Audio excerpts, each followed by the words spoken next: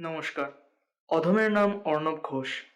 আমরা জানি বর্তমানে ইউটিউবের অডিও জগতে একটি কালো মেঘের ঘনঘটা দেখা দিয়েছে এবং যে সমস্ত চ্যানেলরা এই ইউটিউবের করাল গ্রাসের অধীনে এসছেন তাদের প্রতি আমি সমব্যথী এবং আমরা জানি যে একরাশ কালো মেঘ থাকলে তবেই সেটাকে সরিয়ে সূর্যের আলো আসতে পারে এবং আমার দৃঢ় বিশ্বাস যে আমরা সকলে মিলে এই সময়টা কাটিয়ে উঠব এবং আবার আগের মতো কাজে ফিরতে পারবো।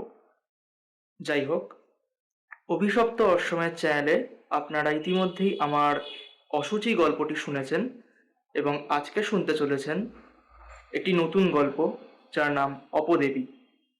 গল্পটি শুনবেন এবং কেমন লাগলো অবশ্যই কমেন্টে জানাবেন এবং কোনো ভুলভ্রান্তি হলে সেটি নিশ্চয়ই বলবেন। ধন্যবাদ।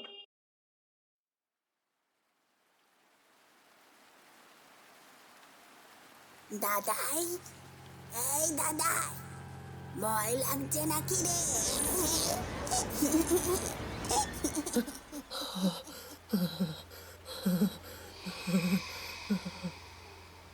বাইরে তখন মুষলধারে বৃষ্টি পড়ছে। ভিতরে তৃষার পরনে এখন কেবল একটা পাতলা ফিনফিনে কাপড়। সেটা তার কঙ্কালসার শরীরে ফুরফুরে পতাকার মতো নড়ছে। তার চেহারায় এখন আমূল পরিবর্তন এসেছে। মুখটা উপরের দিকে চওড়া আর নিচের দিকে ছুঁচলো হয়ে আছে। চোখ দুটো দীর্ঘ চওড়া, ঠোঁটটা দুদিকে কান অবধি পৌঁছে গেছে। লম্বা রক্তাভ জিভটা বেরিয়ে এসে থুতনির কাছে ঝুলছে। সেখান থেকে কালচে কষ গড়িয়ে পড়ছে। নাকটা অস্বাভাবিক টিকালো। মাথার চুলগুলো ঘন কালো মেঘের মতো উড়ছে। তবে সবচেয়ে ভয়ঙ্কর তার কণ্ঠস্বর, অত্যন্ত সূক্ষ্ম আর খ্যাসখ্যাসে। হামাগুড়ি দিয়ে এসে সে বসল রক্তিমের সামনে। রক্তিমের সারা শরীরটা থরথর করে কাঁপছে। ঘেমে একসা হয়েছে তার শরীর। তার মুখের খুব কাছাকাছি এখন তৃষার অস্বাভাবিক মুখটা। জিভ দিয়ে রক্তিমের গলাটা চেটে দিয়ে সে বলল, তুই তো মাংস খেতে ভালোবাসিস দাদাই। মাংস খাবি? এই দেখ, আমি মাংস রান্না করেছি, আমার শরীরের মাংস। রক্তিম চোখ বন্ধ করে কাঁপছিল এতক্ষণ। তার সারা মুখ এখন তৃষার কালচে লালায় ভরে উঠেছে। ধীরে ধীরে চোখ খুলে সে তাকালো। তৃষার হাতে এখন একটা স্টিলের বাটি। সেখানে পড়ে আছে কয়েক টুকরো কালচে মাংস আর ফুটন্ত রক্ত। আর তৃষার পেটের কাছে একটা জায়গায় খাবলা মেরে মাংস আর চামড়া তোলা হয়েছে। সাদাটে দেলদেলে মাংস আর হাড় বেরিয়ে আসছে জায়গাটা থেকে। একটা কটু জান্তব আষ্টে পচা গন্ধে রক্তিমের উদরস্থ খাদ্য উঠে এলো। সে হড়হড় করে সেখানেই বমি করল। তৃষা এখনো হাসছে। সে আবার খ্যাসখ্যাসে কণ্ঠে বলল, ভয় নেই রে দাদাই, ভয় নেই, একটুও কষ্ট হবে না। তোকে আমি নিয়ে যেতে এসেছি। আয়, আয়। তৃষার সরু লিকলিকে হাত দুটো একটু একটু করে এগিয়ে আসতে শুরু করলো রক্তিমের দিকে। রক্তিমের চোখ দুটো ঠিকরে বাইরে বেরিয়ে আসছে। একটা চাপা আর্তনাদ আর একটা খ্যাসখ্যাসে তীক্ষ্ণ কণ্ঠের চিৎকার সম্মিলিত হয়ে বন্ধ ঘরের চার দেওয়াল জুড়ে প্রতিধ্বনিত হলো।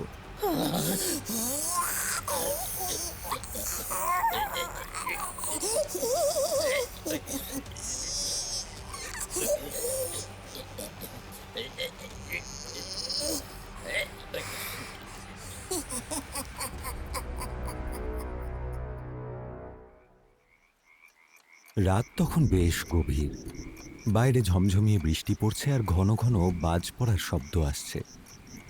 গরমের দাবদাহের মধ্যে এইরকম ঝড় বৃষ্টি মরুভূমির মধ্যে মরীচিকার মতো আমেজ দেয়।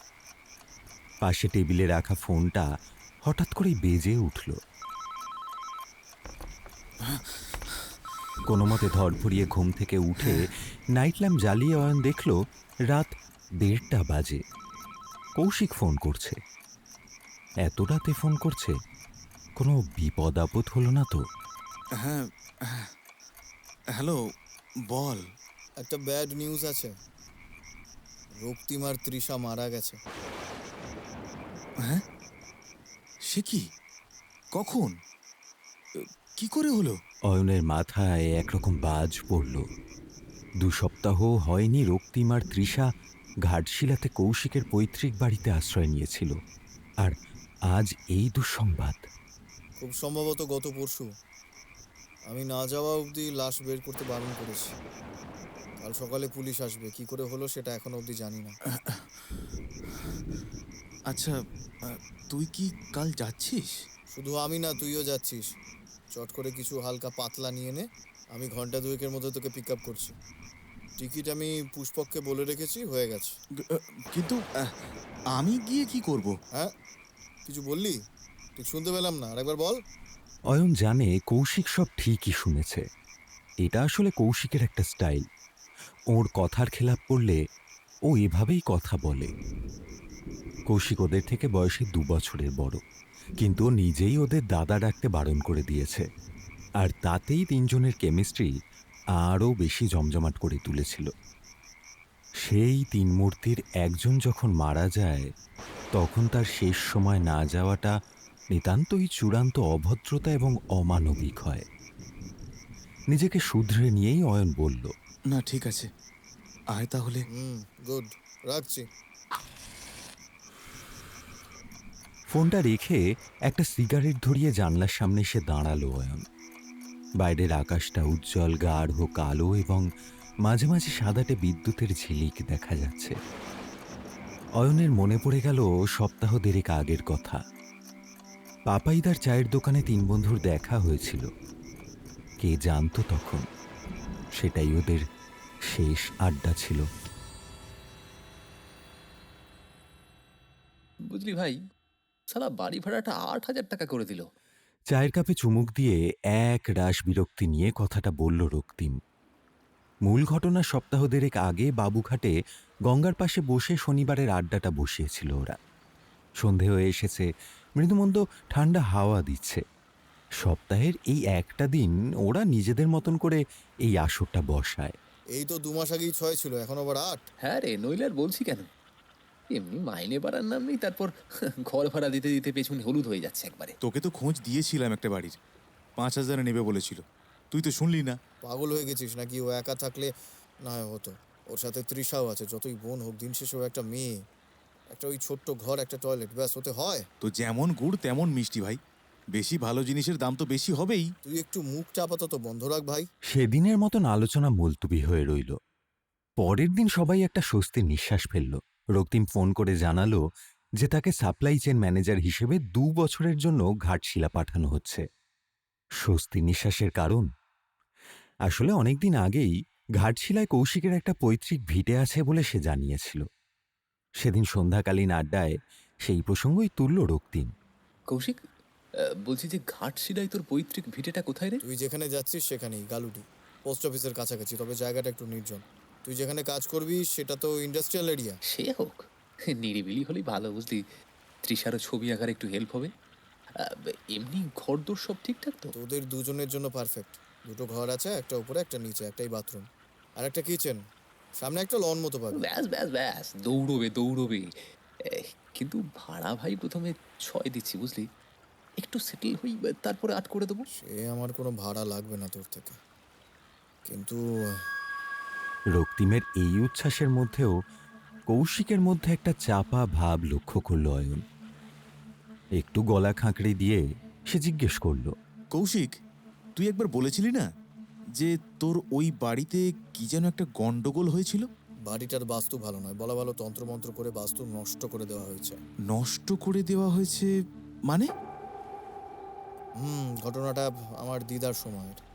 আমার মায়েরা তো 2 বোন ছিল। মায়ের বিয়ের পর মা যখন কলকাতায় চলে আসেন তখনকার ঘটনা। মামা নাকি 1 নম্বরের বখাটে ছেলে ছিল, তখনকার রুলিং পার্টির সাথে যোগ দিয়ে ছোটখাটো একটা গ্যাং ঘাটশিলাতে বানিয়ে ফেলেছিল। আমার নাম ছিল অরুণ চৌধুরী। ইন্টারনেটে সার্চ করে দেখ, হয়তো নাম পেলেও পেতে পারিস। যাই হোক, দিদার তো টাকা পয়সার অভাব ছিল না। মামা দিদার থেকে সব টাকা পয়সা আর আমাদের এই বাড়িটার মালিকানার সত্ত্ব চেয়েছিল। স্বাভাবিক, দিদা ওরকম একটা কুলাঙ্গার ছেলের হাতে 1 কানা করিও দেয়নি, উল্টে 5 জনের সামনে চূড়ান্ত অপমান করে তাড়িয়ে দেন। হাতে ঘা লাগে আমার মামার। তাই একদিন সন্ধ্যাবেলা মামা তার 5 জন ছেলে নিয়ে চড়াও হয় ওই বাড়িতে। পরের দিন সকালে আমার দিদা আর মামার সাথে আরো 5 জনের লাশ বাড়ি থেকে বের করা হয়। সবাই সবাইকে মেরেছে নাকি রে? এইবার কৌশিকের চোখে মুখে একটা চাপা ভয়ের রেশ ফুটে উঠল। দুপাশে ঘাড় নেড়ে সে না বুঝিয়ে বেশ ধরা ধরা কণ্ঠে বলল, একজন মানুষ কি আর একটা মানুষের ঘাড় মুটকে উল্টো দিকে ঘুরিয়ে দিতে পারে? মা বলেছিল দিদা আর ওই কাপালিক মিলে নাকি ওই বাড়িতে বাস্তুতে কিছু তান্ত্রিক ক্রিয়াকলাপ করে দিয়েছিল। তাই ভাবছি তোদের ওখানে যাওয়াটা উচিত হবে কিনা। কথাগুলো ভাবতে ভাবতে একরকম ঘোরের মধ্যে চলে গিয়েছিল অয়ন। হুঁশ ফিরল কৌশিকের ধাক্কায়। কিরে ওঠ, চল এসেছি, নামতে হবে তো।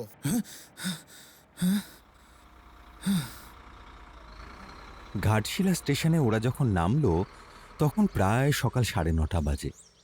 গালুডি পৌঁছতে আরও আধ ঘন্টা সময় লাগলো। তাদের বাড়ির সামনে পৌঁছতেই কৌশিক আর অয়ন দেখল একটা ছোটখাটো ভিড় সেখানে জড়ো হয়ে আছে। লোকাল থানার পুলিশ দাঁড়িয়ে আছে একপাশে। তাদের দুজনকে টোটো থেকে নামতে দেখেই একজন পুলিশ এগিয়ে এসে জানালো ওনাদের জন্যই এতক্ষণ অপেক্ষা করা হচ্ছিল। ঘরের সামনে যেতেই ধক করে একটা উটকো পচা গন্ধ নাকে এলো। বাপরে বাপ, কি গন্ধ রে বাবা! এই তুই ভিতরে ঢোক, আমি বাইরেই দাঁড়াচ্ছি। মুহূর্তের মধ্যেই ঘরের ভিতর থেকে কৌশিক কাস্তে কাস্তে বাইরে বেরিয়ে এসে হড়হড় করে বমি করে দিল। দুজন কনস্টেবল নাকে রুমাল দিয়ে ভিতর থেকে 2টো পচা গলা মাংসের দলা বার করে আনলো। তাদের মাথা দুটো দেখে মনে হচ্ছে ঘাড় মুচড়ে উল্টো দিকে ঘুরিয়ে দিয়েছে কেউ। মুহূর্তে অয়নের গাটা পাকিয়ে উঠল। আশেপাশের লোকজনও সেই বীভৎস দৃশ্য দেখে যে যেদিকে পারল সরে দাঁড়ালো। কৌশিকের যে অবস্থা তাতে পুলিশের আর জেরা করার মতন পরিস্থিতি ছিল না। তবু 2-1টা প্রশ্ন করে তারা চলে গেল। একটু একটু করে জায়গাটা নিরিবিলি হলো। এখন শুধু কৌশিক আর অয়ন বসে আছে সেখানে। কৌশিক বিড়বিড় করে বলল, মায়ের কাছে শুনেছিলাম দিদা আর মামাদের ওই অবস্থাতেই পাওয়া গিয়েছিল। ওদের এই অবস্থা হলো কি করে? আমার ওদের ভাড়াই দেওয়া উচিত ছিল না। তোর কি শরীর খুব খারাপ লাগছে? না না না না, আমি ঠিক আছে, আমি ঠিক আছি। আমার ওদের ভাড়া দেওয়াই উচিত হয়নি। মা খালি বলতো এই বাড়িটার এই বাড়িটার বাস্তুটা ঠিক না। এই বাড়িটা অভিশপ্ত। এই বাড়িতে যে আসবে তাকেই এই বাড়ি গিলে খাবে। ভাই, তুই একটু চোখে মুখে জল দে, আমি 1 মিনিটে আসছি। ভুল করলাম, জেনে শুনে এত বড় ভুল করলাম। রক্তিম আমায় কখনো ক্ষমা করবে না রক্তিম। কৌশিকের কানে কোনো কথা ঢুকলো বলে তো মনে হলো না। সে নিজের মনে মনেই সেই এক কথা বারংবার বিড়বিড় করতে থাকলো। অয়ন মুখে রুমাল বেঁধে ঘরের ভিতর ঢুকল। এখনো ঘরটা থেকে একটা ভ্যাপসা চামড়া আর মাংসের গন্ধ আসছে। পুরো জায়গাটা খুব নোংরা আর অগোছালো হয়ে আছে। এখনো জায়গায় জায়গায় রক্তের ছিটে, কিছু মাংস আর চামড়া পড়ে আছে। প্রথমে বারান্দা পেরিয়ে নিচের ঘরে ঢুকল। এটা রক্তিমের ঘর। জানলা সব বন্ধ। খাটে 2 দিনের বাসি বিছানা পড়ে আছে। টেবিলের উপর একটা ডায়েরি রাখা। আলগোছে সেটা তুলে নিয়ে দেখল রক্তিমের নাম লেখা। ঘরের কোণে অসংখ্য ধুলো আর মাকড়সার জাল জমাট বেঁধে আছে। এই ঘরে আর বিশেষ কিছু পেল না সে। ডায়েরিটা নিজের ব্যাগে সন্তর্পণে ঢুকিয়ে নিল। তারপর উপরের ঘরে গিয়ে ঢুকল। এই ঘরটা তৃষার। এখানকার অবস্থা আরও সঙ্গীন। মেঝেতে ছড়িয়ে আছে মানুষের হাড়, মাংসের টুকরো আর তৃষার জামা কাপড়, অন্তর্বাস ইত্যাদি। উটকো গন্ধটা এখানে আরও তীব্র। এদিক ওদিক খুঁজতে খুঁজতেই হঠাৎ অয়নের চোখে পড়ল জিনিসটা। একপাশের দেওয়ালের উপর টাঙানো রয়েছে একটা গোল পাথরের কালচে শিলা। তার উপর খোদাই করা রয়েছে একটা মূর্তি। কিন্তু এটা কিসের মূর্তি? সারা ফলকে তেল, কালো তিল আর সিঁদুর লেপা রয়েছে, আর মূর্তির পায়ের কাছে কিছু জমাট রক্ত শুকিয়ে রয়েছে। ফলকের উপর অনেক জায়গায় পাথরের সূচালো অগ্রভাগ বেরিয়ে আছে। অয়নের মনে হলো এই ফলকটা হয়তো রহস্যের কোনো সমাধান করতে পারে। সে চুপি চুপি সেই ফলকটা সাবধানে দেওয়াল থেকে নামিয়ে নিজের ব্যাগে ঢুকিয়ে দিল। মুখ তুলে দেখল সামনেই একটা আয়না। সেখানে এখন স্পষ্ট তার মুখ দেখা যাচ্ছে। রক্তিমা, তৃষা, আমি তোদের কথা দিচ্ছি, এই রহস্যের সমাধান আমি করেই ছাড়ব।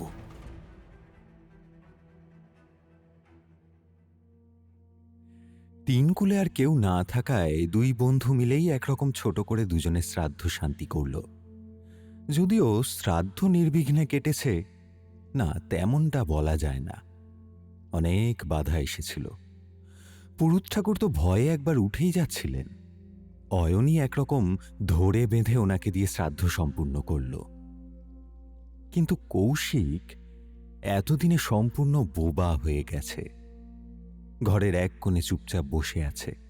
গ্রুপের সবচেয়ে দাম্ভিক আর গুরু গোছের ছেলেটা এমন জুবুথুবু হয়ে গেছে সেদিনের লাশ দেখার পর থেকে যে অয়ন বুঝতে পারছে না ব্যাপারটা কি হচ্ছে। হ্যাঁ, ইনিশিয়াল একটা ট্রমা তারও ছিল, কিন্তু সে একটু একটু করে কাটিয়ে উঠেছে জিনিসটা। শ্রাদ্ধের পর সবাই চলে গেলে অয়ন তার কাছে গিয়ে জিজ্ঞেস করল, কি হয়েছে তোর বলতো? কিছু একটা তো তুই লুকিয়ে যাচ্ছিস। তুই কি ওই বাড়ি থেকে কোনো ফলক এনেছিস? এবার অয়ন একটু ভ্যাবাচ্যাকা খেয়ে গেল। এই বিষয়ে তো ও কাউকে কিছু জানায়নি।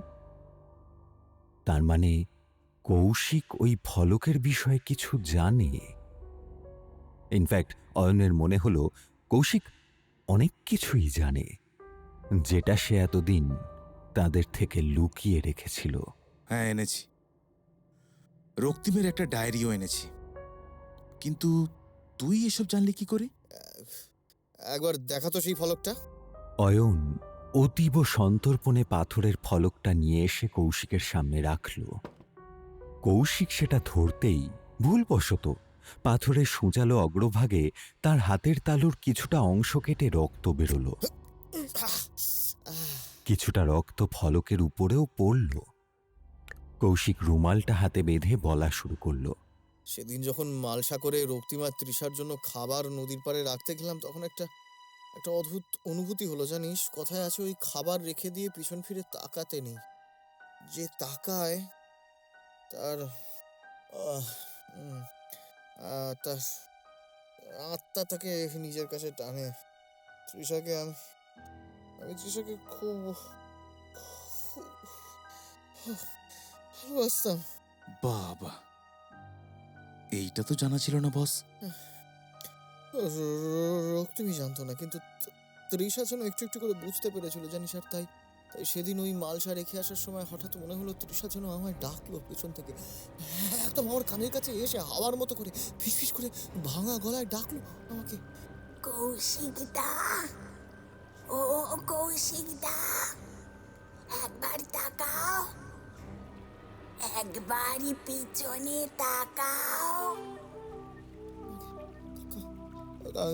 আমি পিছন ফিরে তাকাতেই দেখে একটা কুকুর সেই খাবার খাচ্ছে, কিন্তু কিন্তু নদীর জলের উপর একটা কালো ছায়া পড়েছে, মেয়ের ছায়া। আমি আবার শুনতে পেয়েছিলাম ওর গলা, মনে হলো গাড়ির কাছে একটা একটা ভীষণ ঠান্ডা নিঃশ্বাস পড়ছে।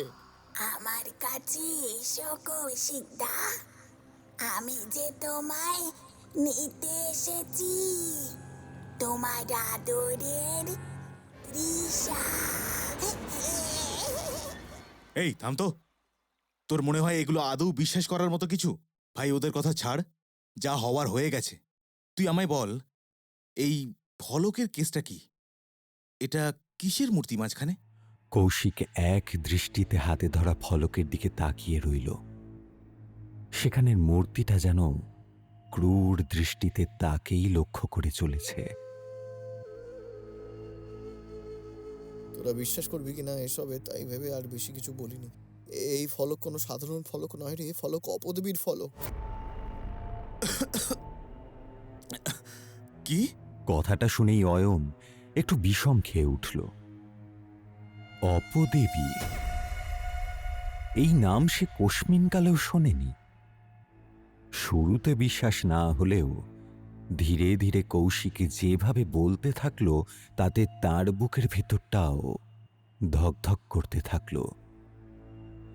বাইরের অন্ধকারটা গাঢ় হয়ে জমাট বাঁধছে একটু একটু করে। মা বলেছিল দিদার এক গুরুদেব ছিলেন, তিনি মাঝে মাঝেই নাকি আসতেন ওই বাড়িতে। কামাখ্যা তন্ত্রসিদ্ধ কাপালিক তিনি। এদিকে দিদা বেশ চিন্তিত ছিলেন মামাকে নিয়ে। তাই নিয়েই গুরুদেবের সাথে মাঝে মাঝেই আলোচনায় বসতেন কি করে মামাকে সঠিক রাস্তায় আনা যায়। কিন্তু কিন্তু শেষমেশ যখন আর কোনো রাস্তাই খোলা রইল না, তখন ওই গুরুদেবী নাকি দিদাকে এই অপদেবীর ফলক দিয়েছিলেন। সেই অপদেবী দিদার মধ্যে দিয়ে ওই বাড়ির বাস্তুকে ঝাঁকিয়ে তুলে এক ভয়ানক অপশক্তিকে আহ্বান করেছিল। আর এই জন্যই সেই রাতে ওরা আমাদের বাড়ি ঢুকে ওইভাবে মারা গিয়েছিল। আর এই অপদেবী দিদাকেও নিয়ে গিয়েছিল। কিন্তু দিদা মারা যাওয়ার পর আমরা সারা বাড়ি তন্ন তন্ন করে খুঁজেও কেউই কোনো টাকা পয়সা এমনকি ওই ফলক পাইনি। তারপর থেকে ওই বাড়িটার উপর সবার একরকম ভয়ই হতে শুরু করলো। বাবা অনেক চেষ্টা করেছিল বিক্রি করার, কিন্তু খদ্দের এই ঘটনা শুনেই আর নিত না। তার মানে তুই বলছিস ওদের মৃত্যুর পিছনেও এই ফলক রয়েছে? আমার সেটাই মনে হচ্ছে। নইলে তুই ভাব, কোনো সাধারণ মানুষ ওইভাবে মুড়ে পচে ঘাড় মুচড়ে উল্টো দিকে ঘুরিয়ে দিতে পারে? কিন্তু এই অপদেবীর তো একটা নাম হবে। নাম আমি সত্যিই জানি না, জানার কথাও নয়। সেটা জানতেন শুধু দিদা আর ওই কাপালিক। অয়ন আর কোনো উত্তর দিল না। শেষের যুক্তিটা অকাট্য। ওইভাবে কোনো মানুষ মারতে পারে না। সে নিজেও বিশ্বাস করত না যদি না রক্তিম আর তৃষার মৃতদেহ দেখত। কিন্তু কৌশিকের কথাগুলো কিরকম অসংলগ্ন, অনেকটা অবাস্তব বলেই মনে হচ্ছে। কৌশিক একটা দীর্ঘশ্বাস ছেড়ে ফলকটা রেখে বলল, এর বেশি আমার আর কিছু জানা নেই রে অয়ন। আমি জানি না ওরা কি করে এই জিনিস পেলো। হয়তো রক্তিম ডায়েরিতে কিছু লিখে গেছে। আমি আসলাম রে। শরীরটা খুব একটা ভালো লাগছে না। কৌশিক একরকম টলতে টলতেই নিজের ক্লান্ত শরীরটাকে নিয়ে বাইরে চলে গেল। অয়ন এক দৃষ্টিতে তাকিয়ে রইল সেই দিকে। তার মাথাতেও এখন অনেক প্রশ্ন ঘুরপাক খাচ্ছে। সেদিন রাতে খাওয়া দাওয়া সেরে ঘরে টেবিল ল্যাম্প জ্বালিয়ে অয়ন রক্তিমের লাল চামড়া ডায়েরিটা পড়তে বসল। ডায়েরির প্রথম পাতায় লেখা, আমাদের নতুন বাড়ি, রক্তিম আর তৃষা। আমার নাম রক্তিম সরকার। আমি জানি না আমি আর কদিন এই ধরাধামে আছি। এই বাড়ি হয়তো আজই আমাকে গিলে খাবে। যখন কেউ এই ডায়েরিটা পড়বে তখন হয়তো আমার দেহটা শুধু একটা মাংসের পিণ্ড হয়ে থেকে যাবে। তাই যাওয়ার আগে সবকিছু এক জায়গায় লিখে রেখে যাচ্ছি। আমার মৃত্যুর পরে এই বাড়ি যেন জ্বালিয়ে দেওয়া হয়। শুরু থেকেই শুরু করলাম। তাহলে কি রক্তিম নিজের মৃত্যু আঁচ করতে পেরেছিল? তাহলে বাড়িটা ছেড়ে দিল না কেন? দেখি পরের পাতায়। আজ অক্ষয় তৃতীয়া। কালীঘাটে পুজো দিয়ে বিকেল বিকেল আমরা ঘাটশিলার বাড়িতে এসে পৌঁছলাম। দিনটা শুভ ছিল বলেই আমরা এই দিনটা এখানে আসার সিদ্ধান্ত নিয়েছিলাম। তৃষা আমায় দুদিন আগে বলেছিল, এই দাদাই, আমরা তো অক্ষয় তৃতীয়াতে ঢুকছি। যদি ছোট করে একটু পুজো করা যেত তাহলে কিন্তু বেশ ভালো হতো জানিস। আমিও কথাটায় সায় জানিয়েছিলাম, কিন্তু এই বাড়িতে পুজো করার জন্য কোনো পুরুত আমরা পেলাম না। সবাই কেমন যেন ভয় পেয়ে গেল। কৌশিক আমায় আগে থেকেই বলেছিল যে ওই বাড়ি নিয়ে নাকি কানাঘুষো আছে। আমি সেসবে কান দিইনি, বোনকেও কিছু জানাইনি। আমরা যখন বাড়িটার সামনে এসে পৌঁছলাম তখন দেখলাম বাড়িটার অবস্থা খুবই সঙ্গীন। একপাশের দেওয়াল ভেঙে ধসে পড়েছে, উঠোন জুড়ে পচা পাতা আর কাদা লেপ্টে রয়েছে। সারা বাড়ি জুড়ে কেমন একটা ভ্যাপসা কটু গন্ধ বেরোচ্ছে। বাপ রে বাপ, এ কি অবস্থা রে বাড়ির! দাঁড়া, আমি পেছন দিকটা দেখে আসি কি অবস্থা। তুই ভেতরটা দেখ। তৃষার হাতে বাড়ির চাবি দিয়ে আমি পিছন দিকটা এলাম। এদিকটায় বিশেষ কিছু নেই, শুকনো পচা পাতা জমাট বেঁধে আছে শুধু। এদিকটায় বেশ একটু ঠান্ডা ঠান্ডা হাওয়া দিচ্ছে। হঠাৎ করেই মনে হলো ঠান্ডা হাওয়াটা আমার কানে কানে কি যেন একটা বলে যাচ্ছে। একটু মনোযোগ দিয়ে শুনতে পেলাম এক বুড়ির কণ্ঠ, খুব চাপা আর অস্বস্তিকর একটা কণ্ঠ শোঁ শোঁ করে ভেসে আসছে আমার কানে। চলে যা, চলে যা, এই বাড়ি ছেড়ে চলে যা। এই বাড়ি শুধু আমার, চলে যা। কিরকম একটা অদ্ভুত জড়তা আর নিঃসঙ্গতা আমাকে একটু একটু করে গ্রাস করছিল। একরকম ঘোরের মধ্যে চলে গিয়েছিলাম আমি। সেটা কাটলো ভিতর থেকে যখন তৃষার চিৎকারটা আমি শুনতে পেলাম। মুহূর্তেই প্রাণপণে ভিতরে ছুটে গিয়ে দেখলাম তেমন কিছুই নেই। একটা আরশোলা দেখে আমার বোন খাটের ওপরে এক কোনায় জবুথবু হয়ে বসে আছে। আরশোলা দেখলে ও ভীষণ ভয় পায়, এটা আমার জানা ছিল। আমি হাসতে হাসতে চটি দিয়ে মেরে সেটাকে সুর ধরে তুলে বললাম, এটা তো আরশোলা রে তৃষা, ডাইনোসর তো না, এত ভয় পাওয়ার কি আছে? ডাইনোসরে ভয় লাগে না আমার, কিন্তু আরশোলা দেখলেই গাটা ঘিন ঘিন করে, উড়ে এসে ঘাড়ে মাথায় বসে। এই যা যা যা, ফেলে দিয়ে আয়, ফেলে দিয়ে আয়, যা। ঘরদোরের অবস্থা একটু শোচনীয় ছিল। বহু বছর অযত্ন অবহেলায় অপরিষ্কার হয়ে পড়ে আছে। আমরা নিজেদের মতো একটু করে ঘরটাকে পরিষ্কার করে নিলাম। ঠিক হলো, ওপরের ঘরে তৃষা থাকবে আর নিচের ঘরে আমি। সেদিন আর বিশেষ কিছু করার ছিল না। তৃষা নিজের মতো করেই ঘরে একটু পুজো দিয়ে দিয়েছিল। ঠাকুর দেবতার ওপরে ওর আবার একটু বেশি ভক্তি। যেখানেই যায় ওর মতো করে একটু ধূপধুনো দিয়ে নেয়। নামমাত্র কিছু খাওয়া দাওয়ার পরে আমি একটা বই নিয়ে খাটে বসেছি। আমার আবার রাতে বই না পড়লে চলে না। সেদিন রাতে একটা অদ্ভুত অভিজ্ঞতা হলো। রাত তখন 1:30 বাজে। বইটা রেখে শুতে যাব তাই রান্নাঘরে একটা জলের বোতল আনতে গিয়েছিলাম। এখনো কারেন্টের ব্যবস্থা ঠিক করা হয়নি, তাই বাড়ির পুরনো কিছু লণ্ঠন আর মোমবাতি জ্বালিয়েই কাজ করছিলাম। বারান্দায় আসতেই মনে হলো কে যেন একটা রান্নাঘরের সামনে দাঁড়িয়ে আছে। তার সামনে রয়েছে আঁশ বঁটিটা। অন্ধকারের মধ্যেও বুঝতে পারলাম দেহটা সরু লিকলিকে, চুলগুলো হাওয়ায় উড়ছে। একটা উটকো মাংস পচার মতো গন্ধ আমার নাকে এলো। এক মুহূর্তের জন্য আমি স্তব্ধ হয়ে গিয়েছিলাম। সারা শরীরটা অবশ হয়ে গেল আমার। হাত পা নড়াতে ভুলে গেলাম। কানে এলো সন্ধ্যাবেলায় ঘরের বাইরে শোনা সেই খ্যাস খ্যাসে বৃদ্ধার কণ্ঠটা। কিরে, ফিরে যেতে বললাম শুনলি না? মাংস খাবি? আমি কোনো মতে আমার জড়তা কাটিয়ে দ্রুত ঘর থেকে মোমবাতিটা এনে দেখলাম সেখানে কেউ নেই। সেই পচা গন্ধটাও কোথাও যেন উধাও হয়ে গেছে। সেখানে শুধু আঁশ বঁটিটা পড়ে আছে, আর তার কালচে গায়ে লেগে আছে কিছু শুকনো রক্ত।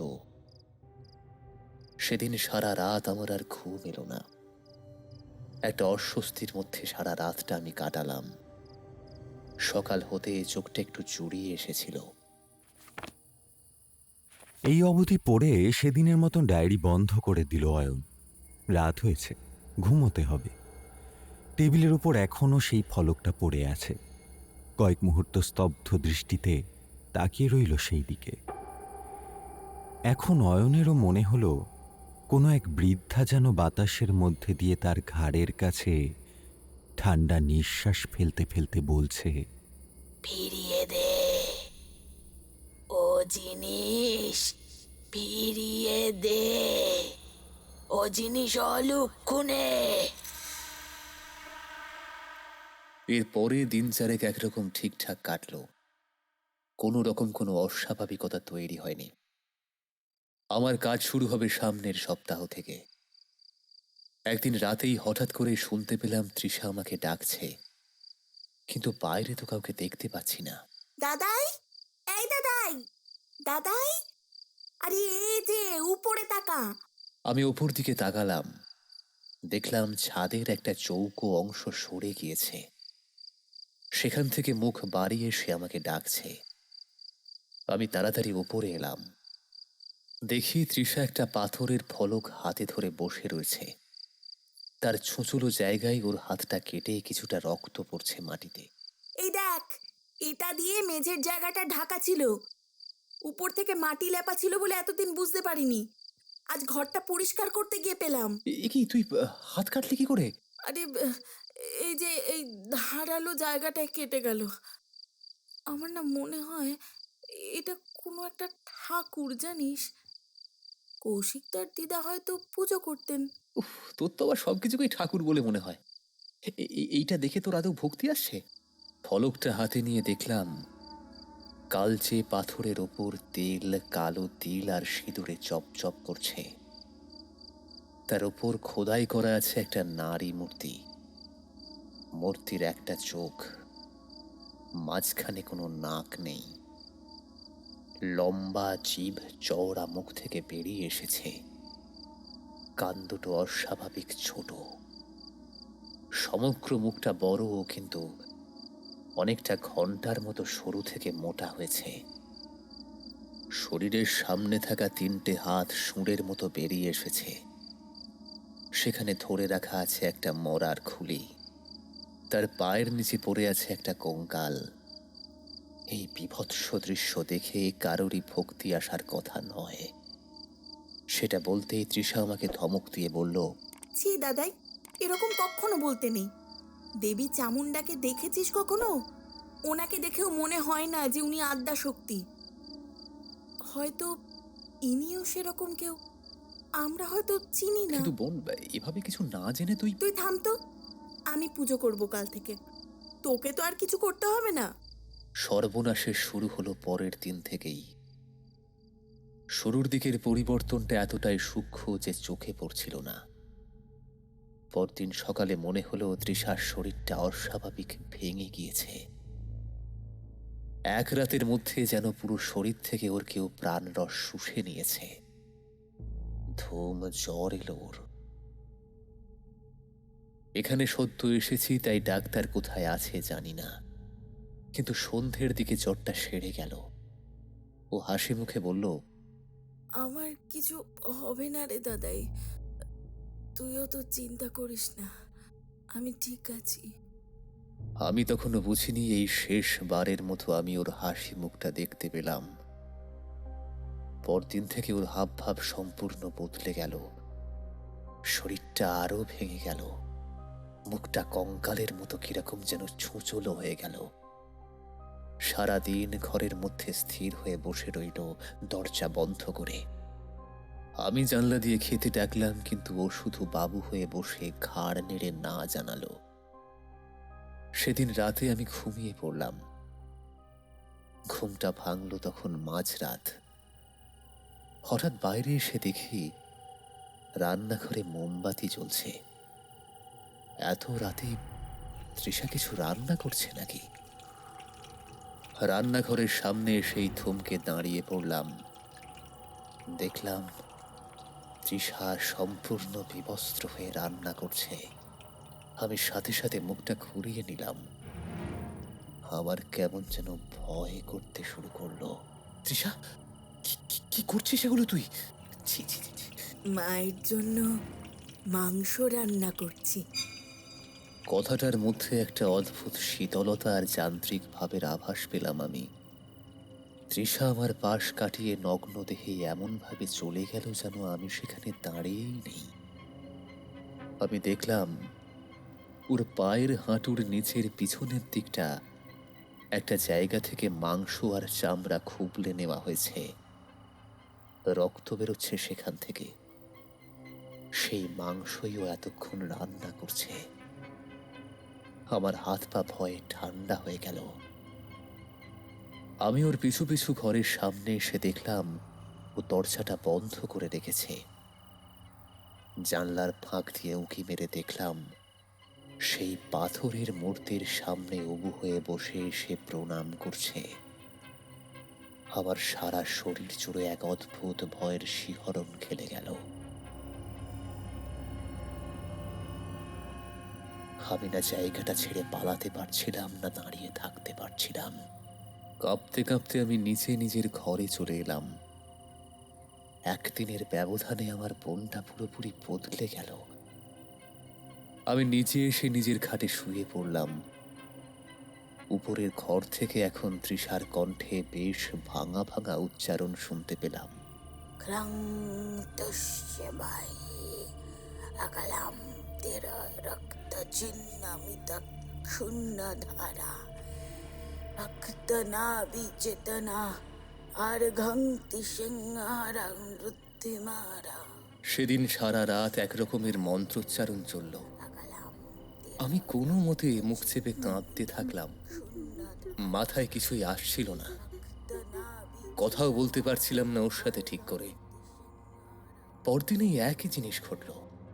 আমার আর বাইরে বেরিয়ে এই দৃশ্য দেখার ক্ষমতা ছিল না। কিন্তু সেদিন রাতে এমন কিছু হলো, তারপর বাড়ি যেন আমাকে একরকমের গিলে খেল। সেদিন রাতেও সেই অদ্ভুত মন্ত্র শুনলাম। তারপর মাঝরাতের ঠিক কাছাকাছি ওপরের ঘর থেকে গোঁ করে গোঙানির শব্দ ভেসে এলো।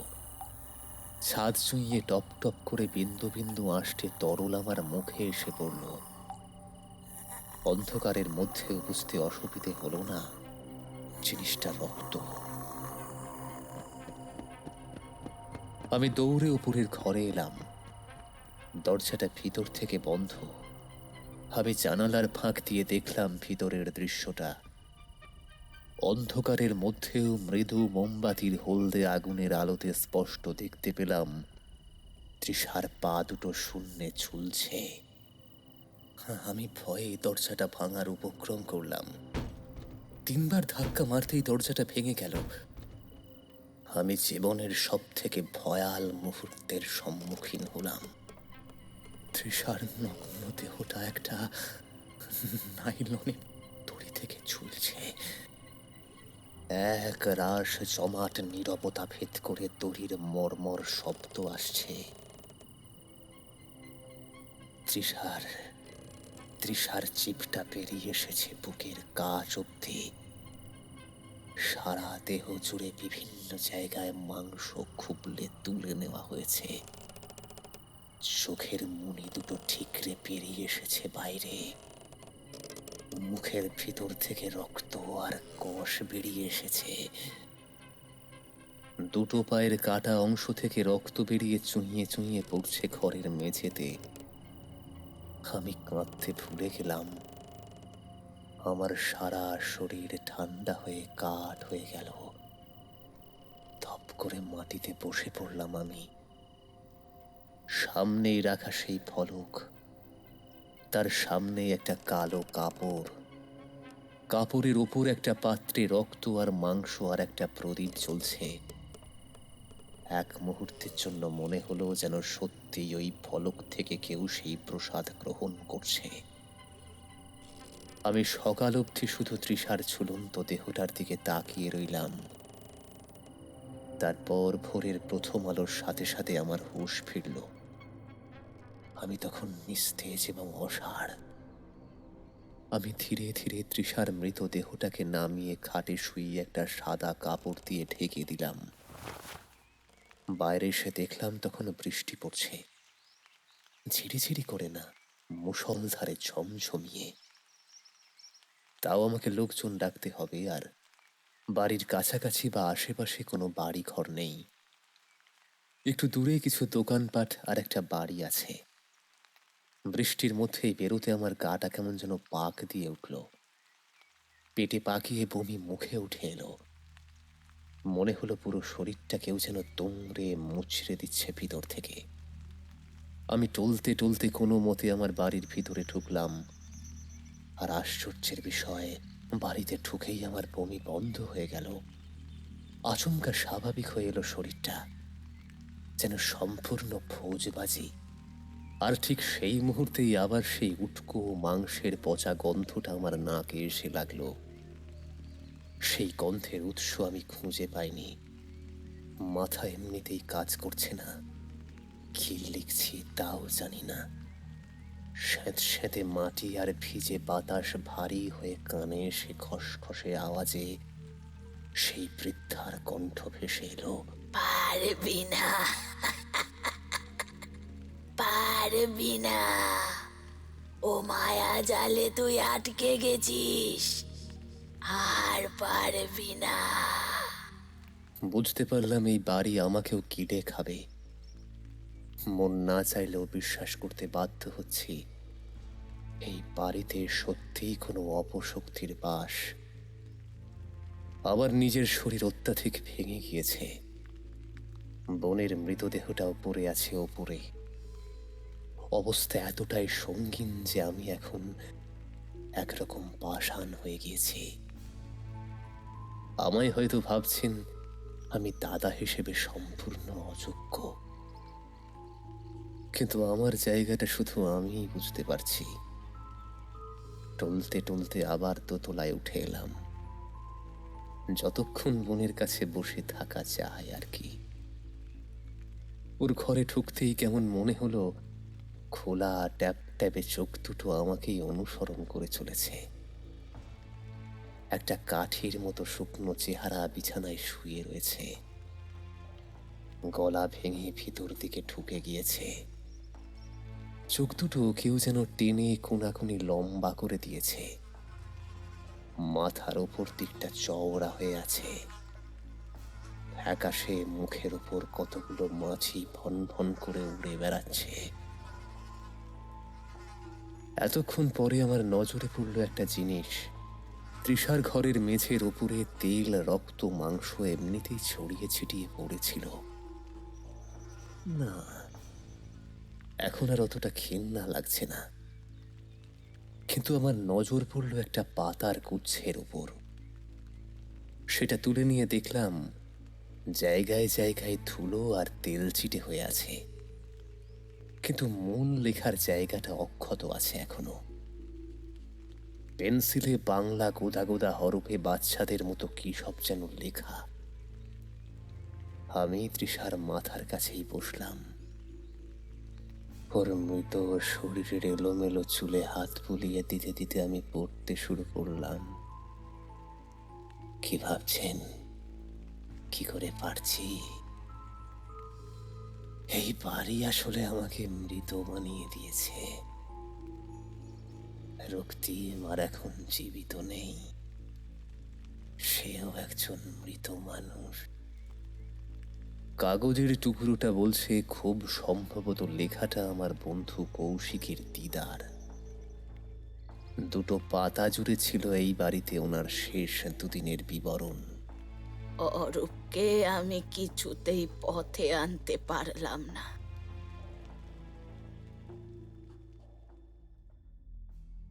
এই বাড়ি আমি ওরে কিছুতেই দিমু না। এখন আপনি বলেন গুরুদেব, আমি কি করুম? তুই নিশ্চিত তো তুই এই জিনিস করতে চাস? পরিণাম কিন্তু ভয়ঙ্কর হবে। যাই হয়ে যাক, আমি অরুণের হাতে এই বাড়ি দিমু না। আপনি যা কইবেন আমি তাই করুম। তাহলে করালি প্রতিষ্ঠা করতে হবে এই বাড়িতে। যা, কিছুটা সর্ষের তেল, কালো তিল আর সিঁদুর নিয়ে আয়। যা। আমি রান্নাঘর থেকে সর্ষের তেল আর তিল আর সিঁদুর নিয়ে আইসা দেহি উনি ওই পাথর বার কইরা রাখছেন। তারপর আমারে কইলেন, একটা খুরপি বা শাবল নিয়ে আয়। আমি আবার স্যুট লাগাইলাম বাগান থাইকা শাবল আনতে। ওনারে শাবল দিতেই উনি আমার দোতলার ঘরের মেজের একখান জায়গা খুইরা খুইরা বার করলেন। তারপর আমারে কইলেন, এইবার যজ্ঞ শুরু হবে, করালি আহ্বান যজ্ঞ। এই পাথরের ফলকে ভালো করে তেল আর কালো তিল মাখা। তিনি আমারে ফলকটা দিয়া নিজে আমার ঘরে একখান ছোটখাটো যজ্ঞকুণ্ড মতো বানাইলেন। তারপর আগুন ধরাইয়া উহায় সিঁদুর লইয়া গরম করতে থাকলেন। আমি সারা ফলকে ভালো কইরা তেল আর তিল মাখাইয়া ওনারে দিলাম। উনি এরপর নিজের পোটলা থেকে ছাই বার কইরা নিজের সারা শরীরে ল্যাপটায় ল্যাপটায় মাখলেন।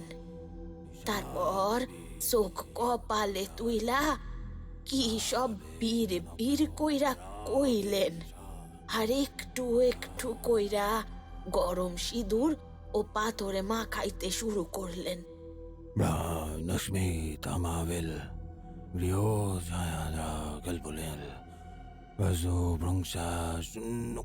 দেখলাম ওনার সারা শরীর কাঁপতে শুরু করলো। আমি তো খুব ভয় পায়া গেছিলাম। সবটা সিঁদুরে মাখানো হয়ে গেলে তিনি চোখ খুইলা আমার দিকে একখান ছুরি আগাইয়া দিয়া কইলেন, এই ফলকে নিজের বাঁ হাতের তালু কেটে রক্ত দে। গুনে গুনে 7 ফোঁটা ফেলবি। সাবধান, তার বেশি হলে কিন্তু সর্বনাশ হয়ে যাবে।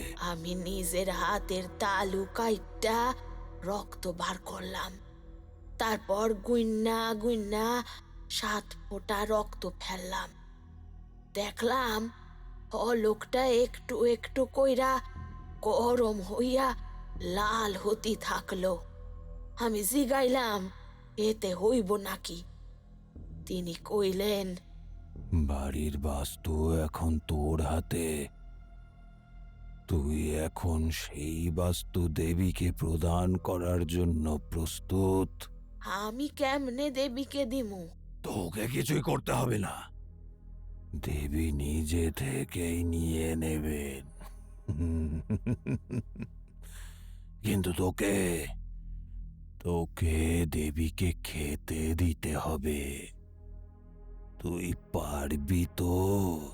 পারুম। কন কি খাইতে দিতে হইব? তিনি আমায় যা কইলেন এইটা আমি স্বপ্নেও ভাবতে পারি নাই। তিনি হাসতি হাসতি আমার মাথায় হাত রাইখা কইলেন, তোর শরীরের চামড়া, রক্ত আর মাংস রান্না করে খাওয়াতে হবে। ওই দিন রাতের পর থাইকা আমার লগে কি কি হয়েছিল আমি জানি না। আমি আজ সকালে লিখতাছি। আমার দিন পুরায়া আইছে। এক রাতের মাঝে আমার শরীর ভাঙ্গা গেছে গা। খিদা নাই, নিজেরে কেমন যেন লাগে। করালি আমায় লয়া যাইব। আমি ওর ডাক শুনতে পাই, ওরে দেখতে পাই। শরীরের উপর কোনো মায়া লাগে না। আজ রাতে মাংস রাখতে হইব, আমার শরীরের মাংস। এই বাড়ি মোর পেরানের জিনিস। আমি এই বাড়ি কাউরে থাকতে দিমু না। এই আমার শেষ কথা। সেদিন ঠিক কি হয়েছিল সেটা এখন আমি ভালো মতোই আন্দাজ করতে পারি, কিন্তু এখন বুড়ির মতো আমার অবস্থা হতে যাচ্ছে। আমি নিজের শরীর অনুভব করতে পারছি না। ঘরগুলো কেমন যেন নোংরা হয়ে আছে, কোনায় কোনায় ধুলো আর মাকড়সার জাল ছড়িয়ে রয়েছে। ক্লান্ত লাগছে বড্ড নিজেকে। আজ 2 দিন হলো স্নান করিনি। আমি জানি এখন তৃষা আমায় নিয়ে যাবে। আমি আমি ওর ডাক শুনতে পাচ্ছি। ও ওই যে ওই যে ওই যে মিষ্টি স্বরেও আমাকে ডাকছে। দাদাই দাদাই বলে ও আমাকে ডাকছে। তবে এখন আর সেই ডাকের মধ্যে কোনো মায়া নেই, আছে শুধু এক রাস ভয় আর অন্ধকার। দাদাই, এই দাদাই, আয়, ভয় কি? আমি তো তোর বোন, আয়।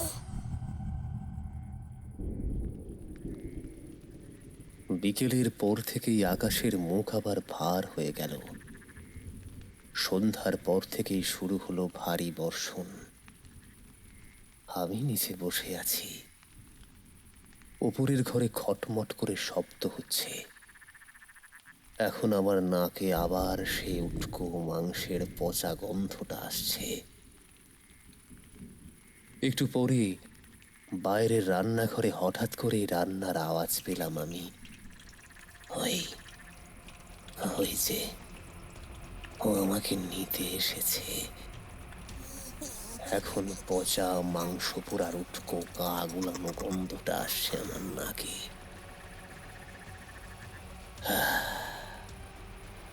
আজ রাত্রি আমার শেষ রাত্রি। আমি ওই বুড়ির লেখা পুড়িয়ে দিয়েছি। ফলকটা আমি ধরতেও পারিনি। যদি ওটা কেউ নিয়ে থাকেন তবে ওটা পুড়িয়ে দেবেন। ওতেই করালি শেষ হবে, তবে রক্ত যেন না পড়ে ফলকে। ওই রক্তই করালিকে আবার জাগিয়ে তোলে।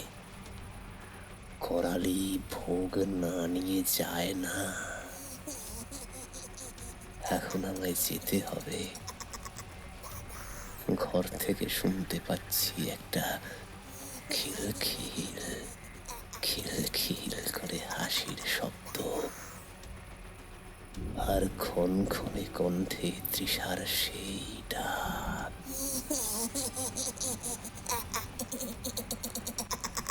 দাদাই, এই দাদাই, মাংস খাবি না?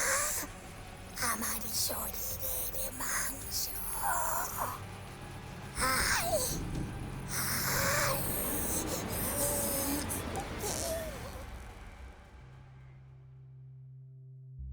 ব্যাস, এরপর আর ডায়েরিতে কোনো লেখা নেই। ধরফড়িয়ে চেয়ার থেকে উঠে দাঁড়ালো অয়ন। ছুটতে ছুটতে এসে দাঁড়ালো টেবিলের সামনে। তেল, কালো তিল আর সিঁদুর জবজবে ফলকটা থেকে অপদেবী করালি হাঁ করে তাকিয়ে আছে তার দিকে। কৌশিকের রক্ত শুকিয়ে জমাট বেঁধে আছে এখনো নারী মূর্তির পায়ের কাছে। অতি সাবধানে সেটা তুলে বাইরের জমাট অন্ধকারে এসে ফেলল। কয়েক মুহূর্ত স্থানুর মতন তাকিয়ে পকেট থেকে দেশলাই বের করল অয়ন। তারপর একটা কাঠি জ্বালিয়ে ফলকের উপর ফেলে দিল। ঘন অন্ধকার আর নীরবতা কাটিয়ে দাউ দাউ করে আগুন জ্বলে উঠল। মুহূর্তে একটা ভয়ঙ্কর অগ্নিস্ফুলিঙ্গ উঠে এলো, আর তার সাথে ভেসে এলো কান ফাটানো তীব্র পৈশাচিক খনা কণ্ঠের অট্টহাসি, দেবী করালির অট্টহাসি।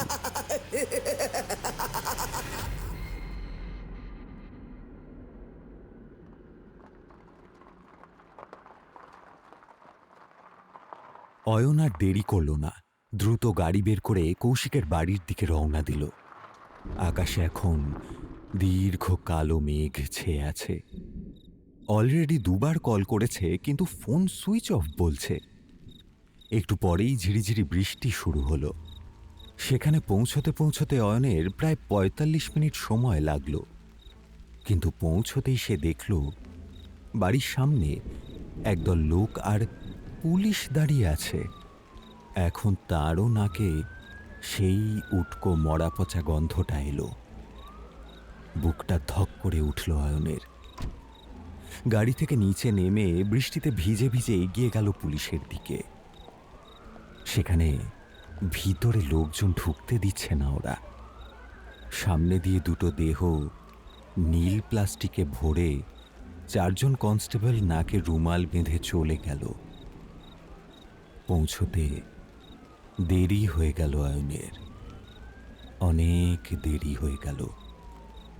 একটা নীল প্লাস্টিকের মোড়া থেকে একটা সাদাটে মাংসল রক্তমাখা হাত বেরিয়েছিল।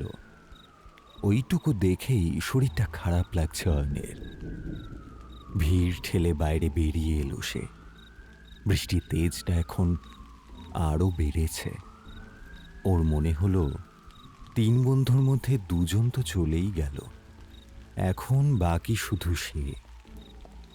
কোনো রকমে টলতে টলতে গাড়িটা ছাড়িয়ে দূরে একটা অন্ধকার গলির সামনে এসে থমকে দাঁড়িয়ে পড়ল সে। দূরে দূরে ওইটা কি? যেন জমাট বাঁধা অন্ধকার থেকে ৩টে ছায়া মূর্তি তাকে ভাঙা খ্যাসখ্যাসে কণ্ঠে ডাকছে বলে মনে হচ্ছে। আবার ৩ জন একসাথে একটু জমিয়ে আড্ডা হবে নাকি?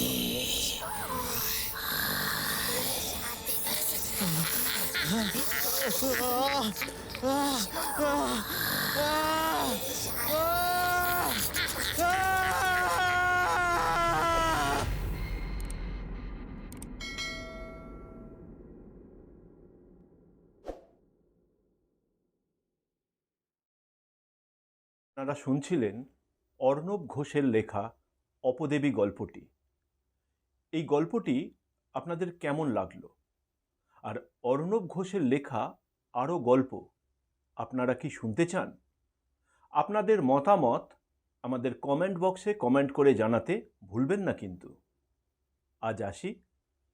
প্রতি শনিবার ঠিক রাত 10টায় আমরা আবার আসব আপনাদের সামনে আরও নতুন গল্পের সম্ভার নিয়ে। অভিশপ্ত অশ্বমেধ, কিছু গল্প, কিছু ঘটনা। নমস্কার।